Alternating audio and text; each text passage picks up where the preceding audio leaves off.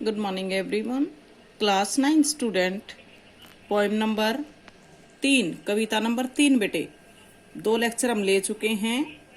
पद्य भाग 1 और पद्य भाग 2, पद्य भाग 3 और पद्य भाग 4 आज करेंगे बेटे। पद्य भाग 3 स्टार्ट कर रहे हैं बेटे हम। पद्य भाग 3 में रसखान जी कविता के लिए कवि हैं। आपने पद्य भाग 1 में और 2 में देख लिया है। तो प्रस्तुत समैया कविता हमारी पाठ्य पुस्तक क्षितिज में से संकलित रसखान जी द्वारा उद्धृत है। इस समैये में कृष्ण जी की प्रेमिका एक गोपी का प्रेम प्रदर्शित हुआ है। स्टार्टिंग लाइन देखो बेटे, मोर पंखा सिर ऊपर राखी हो। एक सखी दूसरी सखी से श्री कृष्ण जी का स्वांग रूप धारण करने की कहती हैं। तो एक गोपी इस पदभाग के द्वारा अपना अन्य प्रेम प्रदर्शित करती है और वो कहती है, मोर पंखा सिर ऊपर राखी हूँ। हे सखी, मैं मोर के पंखों को अपने सिर के ऊपर रखूंगी।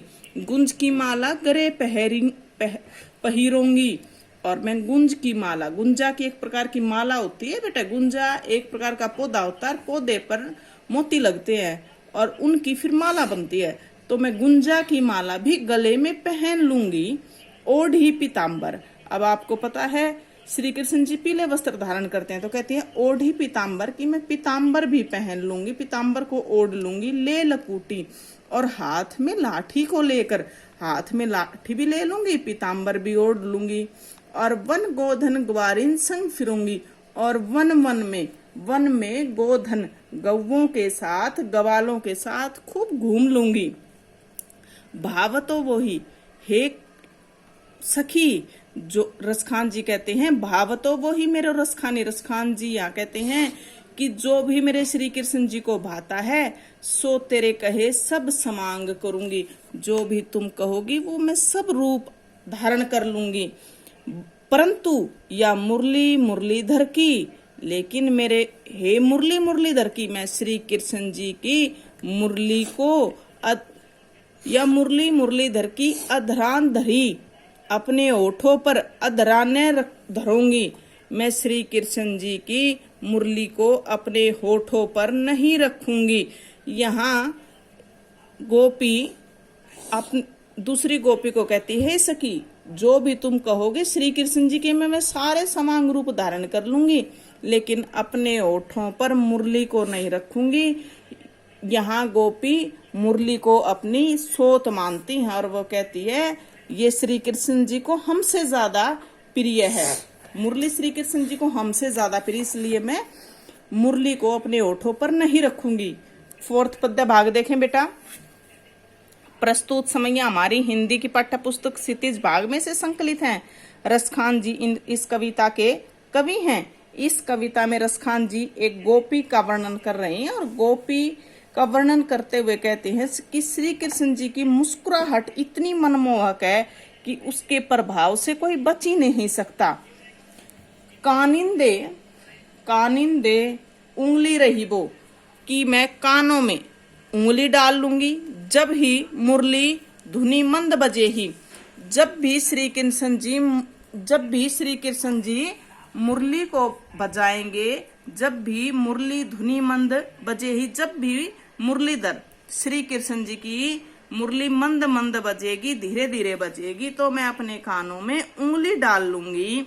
मोहनी तानन सो रसखान जी कहते हैं, मोहिनी तानन, जब भी वो मोहिनी तान, मन को मोहने वाली तान सुरों से बांसुरी बजाएंगे। अटा चढ़ी गोदन गहे तो गहे, जब श्री कृष्ण जी अटारी पर चढ़कर गोधन बेटा यहाँ गीत हैं, गोधन के गीत गाएंगे तो गाते रहें।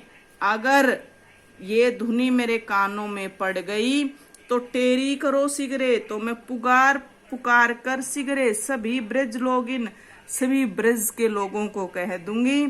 काहलू कोई कितना समझे, अब मुझे कोई कितना ही समझा लेवे।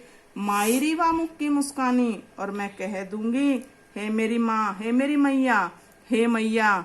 वाह मुख की मुस्कानी, वाह मतलब बेटे श्री कृष्ण जी की मुस्कान, संभारी न जहे न जहे न जहे। श्री कृष्ण जी की मुस्कान इतनी मनमोहक होती है, इतनी मादकता भरी होती है कि वो संभाले से भी नहीं संभाली जाएगी। तो यहाँ एक गोपी कहती है कि श्री कृष्ण जी के प्रेम से हम बच ही नहीं सकते हैं।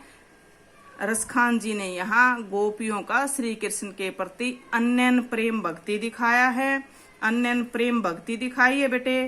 काहली को कितना समझेहू कह की आवर्ती 4 बार आने के कारण बेटे यहाँ अनुप्रास अलंकार की सुंदर छटा विद्यमान हो रही है। गोधन गेहे तो गेहे अनुप्रास अलंकार की सुंदरता विद्यमान है बेटे। ब्रज भाषा, जब भी श्री कृष्ण जी के प्रति कोई भी कविता लिखी गई बेटा वो ब्रज भाषा, तो ब्रज भाषा का सुंदर प्रयोग किया गया है। श्री कृष्ण जी की मुरली को अत्यंत श्री कृष्ण से प्रिय बताया गया है। और न जहे में बेटा गोपियों का श्री कृष्ण के प्रति अन्य प्रेम भाव दर्शाया गया है। थैंक यू बेटे। इसके साथ इस समय यह कविता हमारी समाप्त हुई।